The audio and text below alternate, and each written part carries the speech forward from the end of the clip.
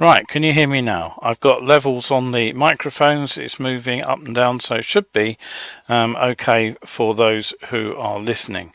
I don't know why that went missing. It was working fine when I tested it 5 minutes before I went on air, but the microphone level plummeted.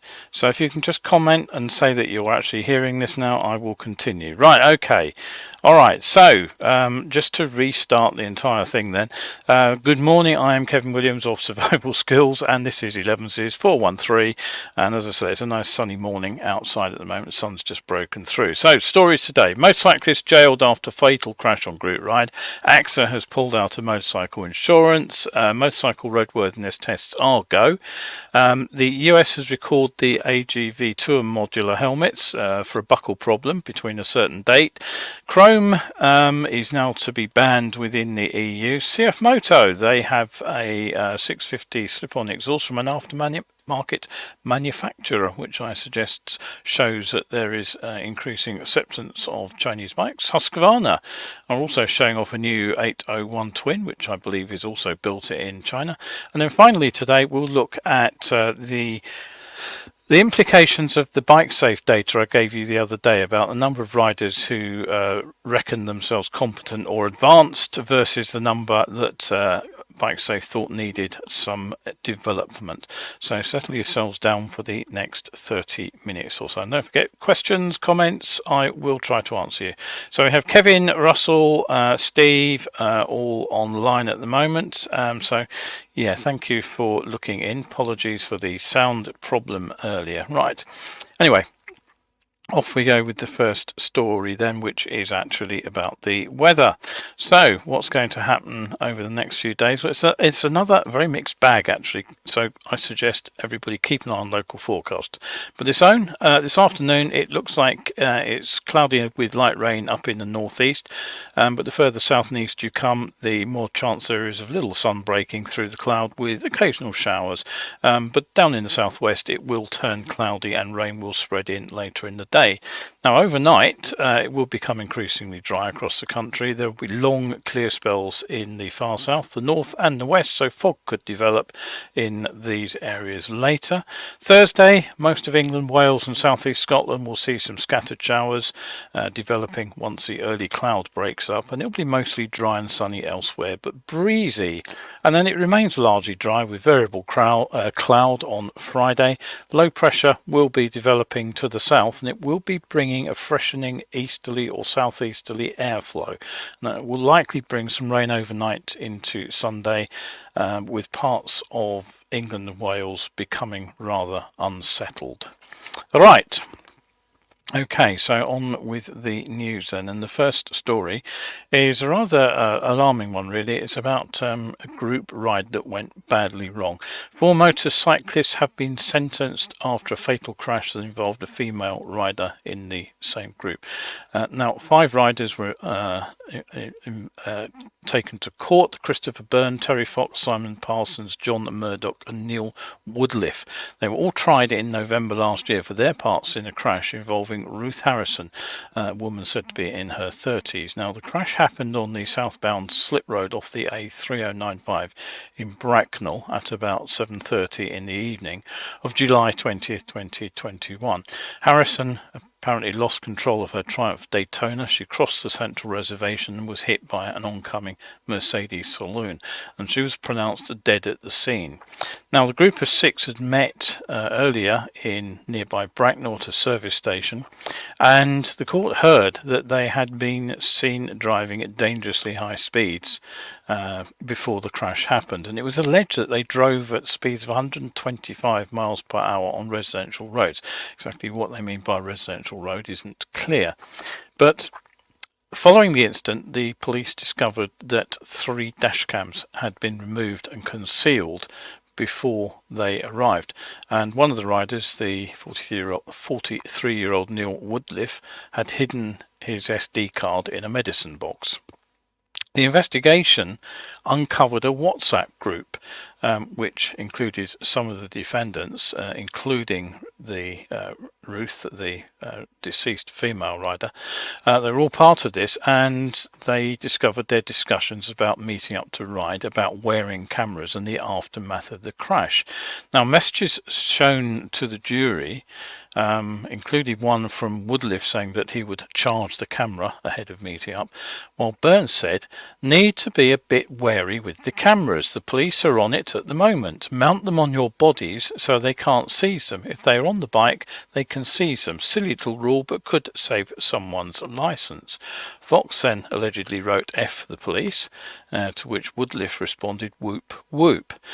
Following the incident, the defendants shared more messages about the crash with another man who was not on trial, writing, "Not brilliant, all the what ifs in my head right now. What if I told her to take it easy?" Woodliff typed, "I keep thinking, what if?" Now, the camera footage was mentioned in the aftermath. One member of the group suggested they were too shook up to review it at the time. Now, after the 2-week trial, which concluded back in December last year, the 5 were all found guilty of various offences at Reading Crown Court. Woodliff, he was found guilty of dangerous driving and perverting the course of justice. As a result, he got sentenced to a total of 1 year and 4 months imprisonment, 8 months for each offence, and they'll run concurrently. He was also disqualified from driving for a year with an 8-month extension. He'll be required to take an extended retest. Fox, aged 40, he was found guilty of dangerous driving, but not guilty of perverting the course of justice. He was sentenced to 8 months, suspended for a year. He was also disqualified for driving for a year, ordered to do 180 hours of unpaid work and pay £1,500 in costs. Byrne, 31, he was found guilty of dangerous driving. He's yet to be sentenced. Murdoch and Barry were both sentenced to 6 points on their driving licence. Murdoch ordered to pay £900 in fees and costs, Barry £350. So a pretty sad state of affairs there. Right, okay. So the next story, though, is distressing in a different way, because this involves a shock announcement from the motorcycle insurance underwriter AXA, and they have revealed that they are withdrawing from the two-wheeler market this month, March 2024. Now, in the statement, the insurer said it was making the move following a review of its retail motor business. Quote, "Following a detailed review of the AXA retail motor business and as part of our strategy to continue enhancing our intermediary proposition," whatever that means, we have made the difficult decision to withdraw from the motorcycle market starting March 2024. AXA claims this change will allow us to further strengthen our offering across our other intermediated products. Where do they get these words from? What does intermediated mean? Anyway, they say that they've also made their broker partners aware of the move, but obviously the concern has to be the knock-on effect on the availability and price of insurance for motorcyclists generally. Now, as speaking as a motorcyclist, my insurance has been going up every time I reinsured. I found it very difficult to get insurance, both as somebody living in London who cannot garage a motorcycle, but also as a motorcycle trainer. Getting insurance for work purposes has proven very, very difficult indeed. So, even from the average motorcyclist point of view, taking out one of the major players in underwriting insurance, it really creates concerns about just how future insurance for motorcyclists will work, and how brokers, the people that you go to get your insurance, are going to be able to place your insurance with one of the underwriters. There's already a very, very limited choice. Now, John Newell, who is the owner of the independent Yorkshire-based broker Prosura, he said that his list of insurer agencies now fails to include even a single motorcycle insurance provider. So basically, this is going to have long-term repercussions, almost certainly. And one insurance website actually says the industry must consider how to ensure a diverse and accessible range of insurance products for all types of vehicles, including motorcycles. It'll be interesting to hear what has happened to your own insurance over the last few years, whether you're having the same sort of problems of renewal time as I have had. All right, quick comment on the previous item there. Kevin says the legalities of footage seizure are quite specific. There are potential pitfalls of group rides and retained footage and chat content. Thoughts with the deceased rider and loved ones? Yes, absolutely. I agree fully with you there, Kevin. Right, okay.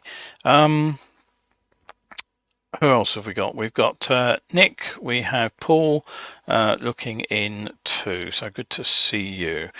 No need to apologise for being late. You can always catch up. And then you'll discover that I spoke for 5 minutes with no microphone for some reason. Anyway, let's carry on with the news. And what have we else to tell you? Well, it's the French control technique roadworthiness tests. Again, they're about to be introduced in France, and I've covered the issue quite a few times over the last 3 or 4 years. But a question was asked about them on my regular bike forum just this weekend, and one responder answered pretty authoritatively. He said they had been due to come in, but had been quashed. Unfortunately, his information's out of date because the quash was in its turn quashed by the highest French court. So here's the rough timeline of what happened. An EU directive on roadworthiness tests was issued in 2014. It was aimed at all countries within the EU to bring in roadworthiness tests for powered two-wheelers. Now, it was adopted by the French government at the time, but protests, often thousands strong, followed. There was a change of government. President Macron himself personally blocked the adopting of these tests. The EU in turn threatened to fine France for non-compliance. Legal challenges to this block were made by safety groups. It went through a series of court cases and finally got to the highest level of court, where the challenge to Macron's declaration was overturned, or upheld rather. It was Macron's declaration that was overturned, and the government was therefore forced to implement the legislation. And so these EU mandated tests are on. They're due to be introduced from April the 15th, but they'll be staggered. The oldest vehicles basically will have to be tested first. The newest vehicles will be given a bit of a stay of execution and be tested latest. And the actual details are easily found online. I won't bother to repeat them. But unlike cars, which must be tested every 2 years in France, motorbikes and other L vehicles have a 3-year testing regime after an initial test, which takes place between 4.5 and 5 years after first registration. So quite a bit laxer than the UK system. This compulsory testing also applies to mopeds and the license-free cars known as voitures sans permis, incidentally. And only competition and vintage motorcycles are accepted. So you'll have to get these tests at the existing control technique centres that have invested in the necessary equipment to test motorcycles, or at some new centres which have been set up specifically to deal with the issue. There's no defined price for this, actually, unlike our MOT here. Centres are free to set their own, but government guidelines have previously suggested 50 to 70 euros. Brake, steering, visibility, lights, suspension, tyres, noise and emissions all will be checked, and you'll either get a pass with no major faults, you could get a pass but with major faults, requiring them fixed within 2 months from the return visit, or a fail, in which case you'll be banned from the road from midnight of the test date. So you can ride it home, but how you get it back to the test centre, I'm not quite sure. Anyway, €135 fine if you don't get a test, and your carte grise could be revoked. Right, okay. Now another issue with testing, but this time it's the AGV Tourmodular helmet. Now, you may want to know that last month the National Highway Traffic Safety Administration, the NHTSA, I always call it the National Highway Transport Safety Administration, but it is traffic, they recalled a batch of these helmets. Now, it appears that Dainese, who actually own AGV, they first became aware of the problem as long ago as December 2022, when a customer sent in his helmet reporting that the buckle would not latch automatically, but it would only lock if the red latch lever was manually engaged, so basically reversing the procedure of unlocking it.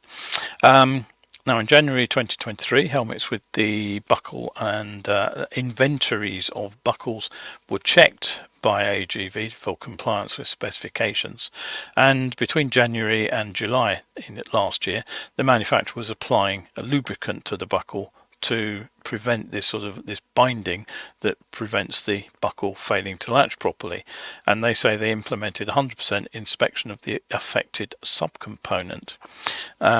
In June 2023, though, shipments of these helmets that could be involved and requiring additional conformance testing, they were stopped so completely before further lots could be released. Now, no injuries related to this buckle issue have been reported, according to the NHTSA Safety Recall Report, but it's on helmets produced between February the 1st and December 31st, 2022.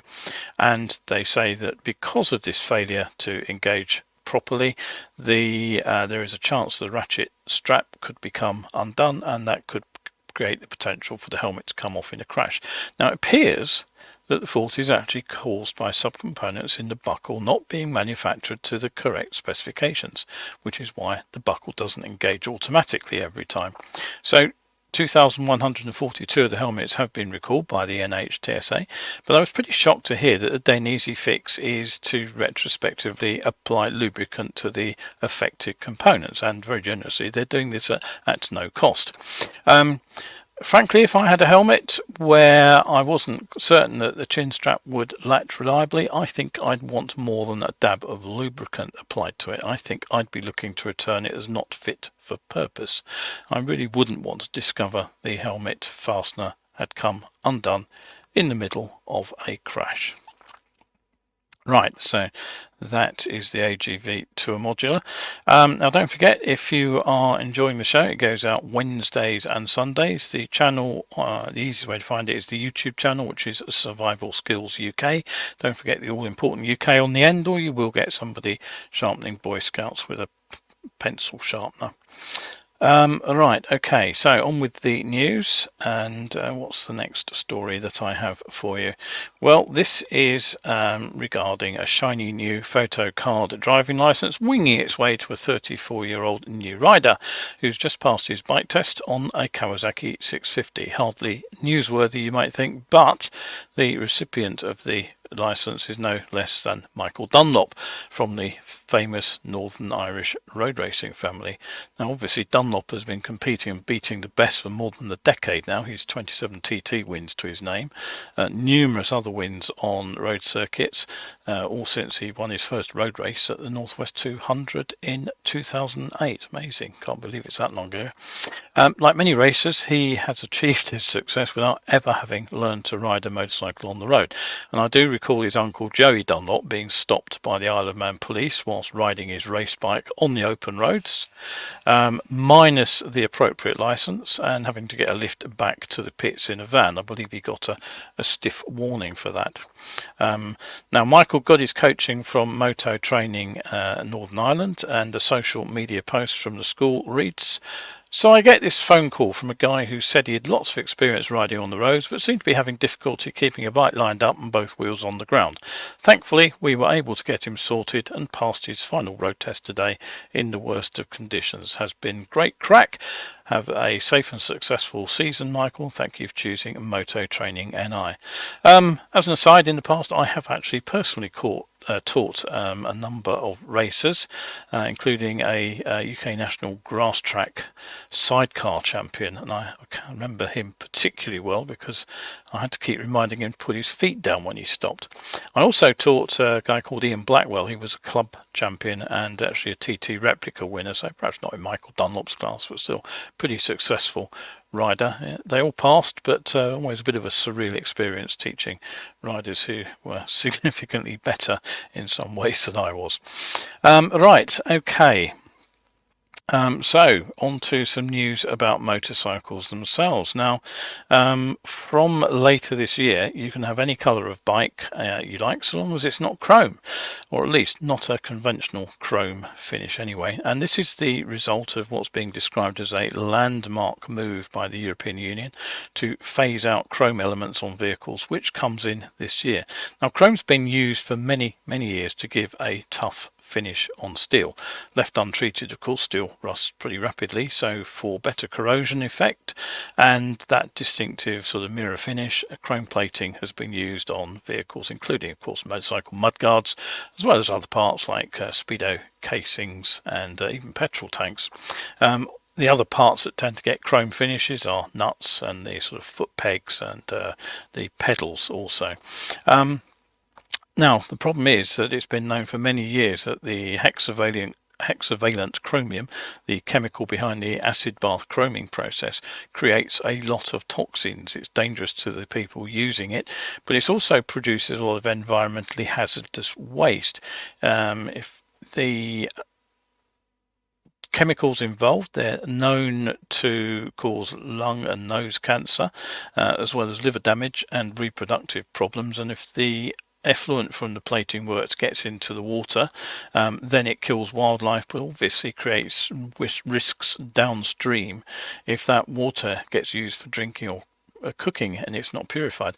And I believe the chemicals will actually sort of poison the sewage treatment plants as well. So it's really important that this sort of muck doesn't get into the sort of groundwater. Anyway, the easiest way to stop that happening, of course, is to ban the process in the first place. And this comes in across Europe, but it's not a bolt from the blue, despite what you might think from reading some of the reports in the press at the moment. The announcement of the EU ban actually was announced as long ago as 2017. So it gave industries 7 years to seek alternatives to using hexavalent chromium. One such is spray chrome. That's not actually chrome at all. It's increased based on the chemistry of mirror making to create a chrome-like finish. What you do is you actually spray on a shiny mirror surface, and then there is a second spray which goes over the top of it. It's called front surfacing, and you can do that through several steps through an industrial process. So you can even buy home kits to get your sort of chrome finish this way. Other industries will, of course, also be relying on chrome for a hard finish, and they will also have to turn to new finishing processes. Now, a new exhaust has come on the market. Now, I've mentioned Scorpion before. They're a Derbyshire-based company. They make exhaust systems for motorcycles. They make a large range of systems, many of them which are not actually road legal. That's how I've commented on them before, and often sold for bikes that you wouldn't think of taking anywhere near a track, sort of a Honda 300s and things like that, for example, or adventure bikes. But they have just developed a slip-on system for a specific machine. Now, as usual, it's offered in their different styles and finishes. Once installed, the free-flowing slip-on system is claimed to improve the motorcycle's power, sharpen up throttle response, and reduce the overall weight, all of which implies it's probably not road legal. Now, in this case, the slip-on system is said not to interfere with the factory catalyst. Some of their systems do, in fact, remove the catalyst, which instantly makes the bike non-road legal. It's said to require no remapping. Prices to start from around £400. So what's the bike that it's for? Well, it's this one. It's the CFMoto 650 MT. Now, as far as I know, that makes the first Chinese-made bike to have an aftermarket exhaust made for it. I'd say it's probably evidence that increasing numbers of riders are purchasing these machines if this company can actually put the tooling in place to actually make slip-on exhausts for it. Right, okay, so that is it now. we have another bike here.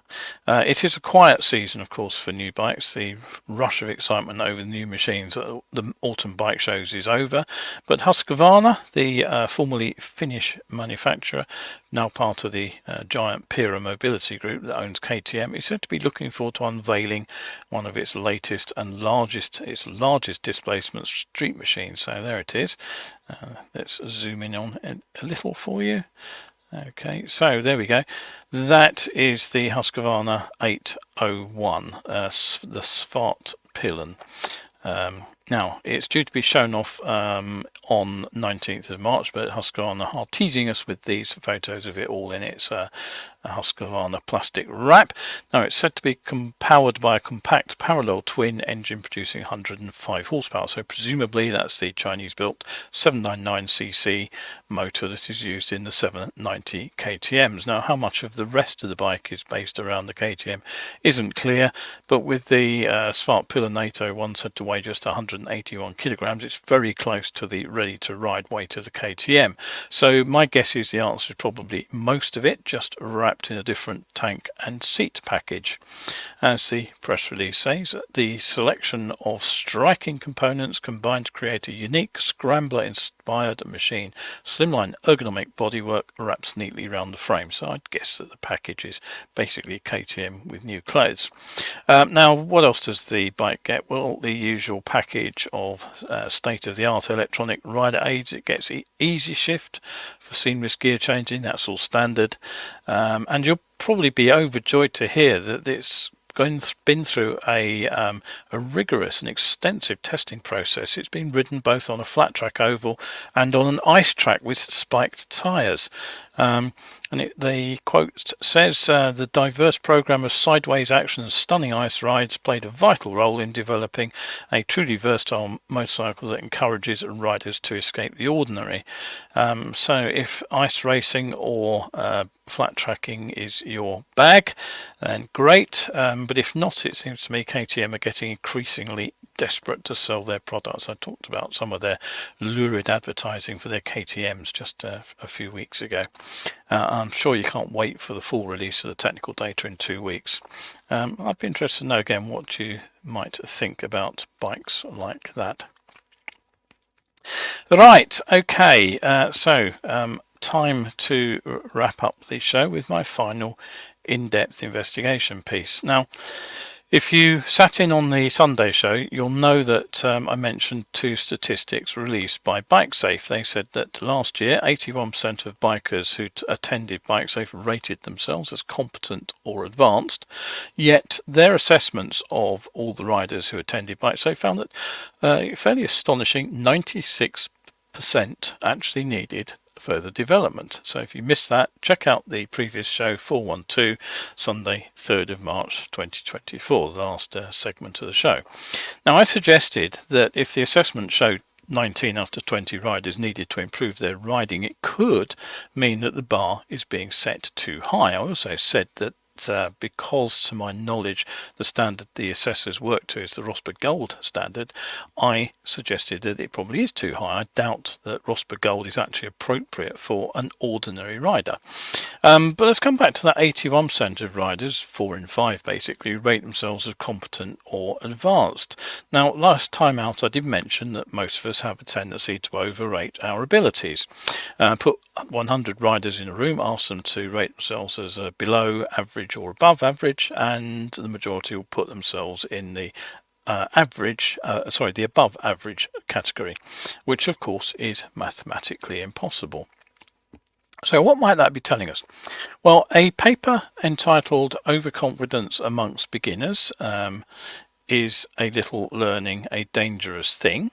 It was authored by Carmen Sanchez and David Dunning, and they found that whilst beginners did not start out overconfident in their judgments, they rapidly surged to what they called a beginner's bubble of overconfidence. They said this bubble was traced to, quote, exuberant and error-filled theorizing about how to approach the task that formed after just a few learning experiences.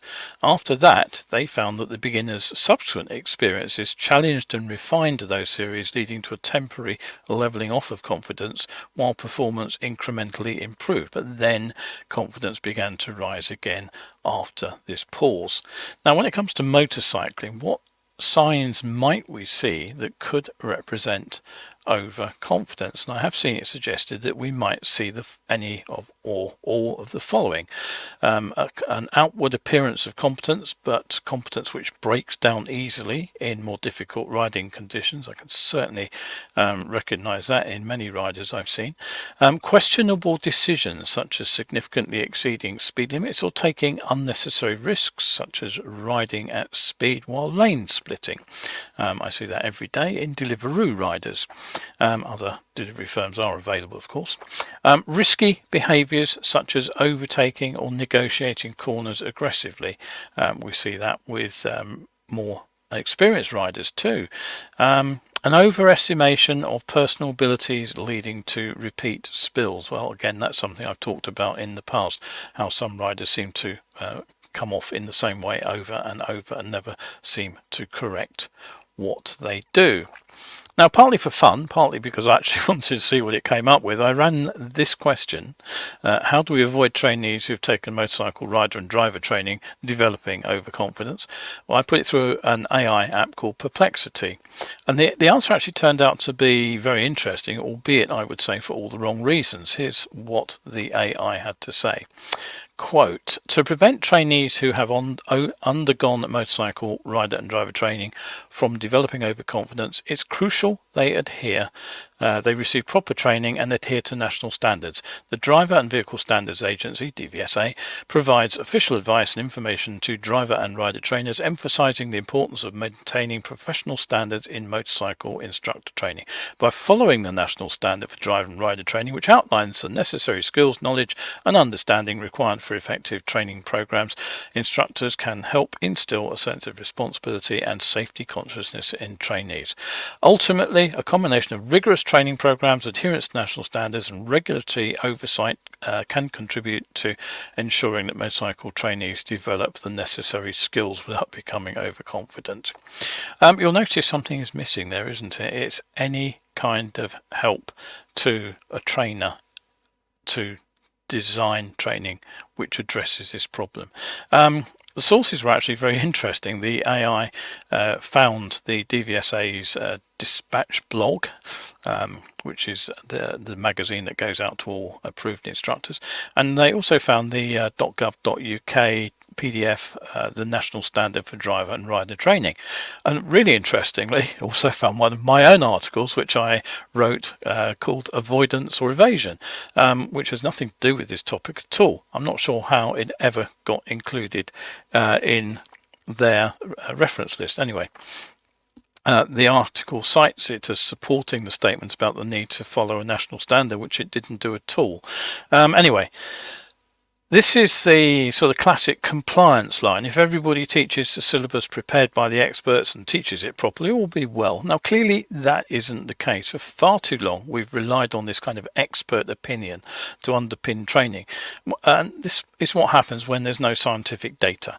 We fall back on anecdotal evidence, which often has surprisingly little hard evidence behind it. So roughly translated, what this actually means is I know more than you, so I must know what I'm doing.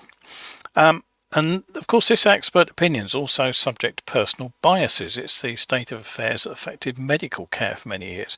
Now, expert opinion is useful when we're trying to find out what we don't know, but it doesn't always result in the best practice. So it really is important that training gets evaluated externally and not internally, and certainly not by the kind of people who produce the kind of training programs which we're all supposed to adhere to. So a few weeks back, I was looking at a paper which was entitled "Does an on-road motorcycle coaching program reduce crashes in novice riders? A randomized control trial." Now, it's not a long paper, and if you want to find it, you can easily look it up online. I will pop the link up on screen for you to go and look at. There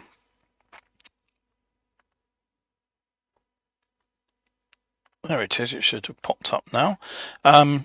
They designed their study basically to look at training, and one of the conclusions that they drew was a careful balance must be achieved in training to ensure riders do not develop unrealistic confidence in their ability, as this may lead to a greater risk-taking behaviour and therefore higher crashes. That's pretty much what I've just been talking about. So after the training intervention, when they looked to see what had happened, they said, although it is difficult to determine whether riders had unrealistic confidence in their riding ability, our result may suggest that the insight training used to address the overestimation of personal ability was not successful.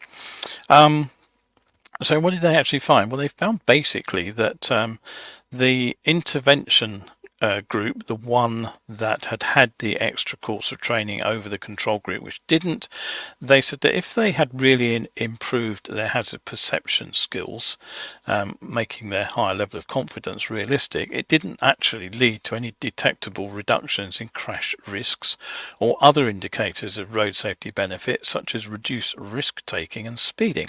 Now I think this conclusion, and there are other papers out there which have also failed to find compelling evidence that training works, means that any trainer, I now include myself in this list, really does have to think about what we're doing, take a good close look at our teaching techniques and the results that it encourages the trainees to sort of develop for themselves, and ask really whether we're doing any good. Now so far, as I would say, the evidence isn't really in our favour. At best I would say we're doing no harm, but at worst we could be delivering overconfidence to the riders who least need that, and that is a question I think we have to ask about any course, including bike safe. Now I will come back to this in a future show, but that is it for today. Now Kevin says they did bike safe before the IAM. Bike safe feedback was a road to Rosberg Pass standard, but officer would not expand if gold or otherwise. And yeah, you make a very good point there, Kevin, that these assessments are only snapshots. Yes, we can all make errors. You only see what you see when the rider is in front of you. And the other thing, of course, is that we all do it. We put on a show for the assessor. So what the assessor sees probably isn't going to be what we would normally do on two wheels. Some people are really nervous and ride well below their capabilities when being assessed, and I would tend to place myself in that category. Others try very hard to ride in a style that they think you want, and I've certainly seen that too. You know, how about a sort of 20-year rider, experienced rider, suddenly going back to his old plate days and throwing shoulder checks in all over the place completely at random, because he remembered that was about the only thing he remembered from his basic training, that he wasn't doing enough shoulder checks. When I told him he could drop a lot of them, he was very relieved. Anyway, that's all another story. So it is time to wrap up for today. Now don't forget, if you have enjoyed the show, please do come along and subscribe and like. That's always helpful. Anybody who clicks on those buttons helps promote the channel to other people, and of course there's nothing to stop you telling your biking buddies about the channel yourself. And if you want to subscribe, there is a handy PDF, a QR code just there. Thank you very much indeed for looking in again. I hope I will see you for the show on Sunday. After that, I'm going to have to play it a little bit by ear. I'll explain more at another date, but there may be a show on Wednesday recorded. I don't think it's going to be live because I have other commitments on Wednesday, but I will definitely tell you what's going to happen on Sunday, and of course in the preview to the show. Right, that really is it. So thank you again for looking in. Any comments, drop me a line. More than happy to hear them. Certainly be interested to know what you think about the item that I concluded with about training. Right, okay, so if you are out there on the bike today, as I say, mixed bag of weather. Looks quite nice down here in London at the moment. So if on two wheels, do stay shiny side up.